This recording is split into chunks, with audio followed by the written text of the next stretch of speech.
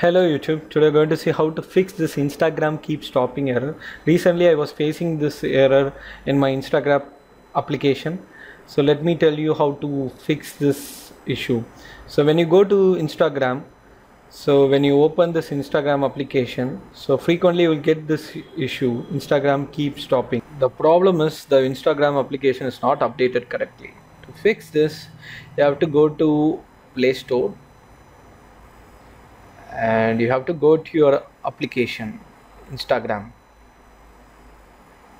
type Instagram.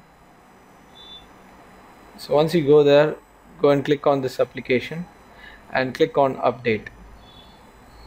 So once you update the application, so you have to wait till it gets downloaded and installed. So it will take a couple of minutes based on your internet connection. So it will install. So once you install it, so what you have to do is go and restart your phone. So once you restart your phone, just again go and open the Instagram application, so it worked fine. So this particular solution worked for me.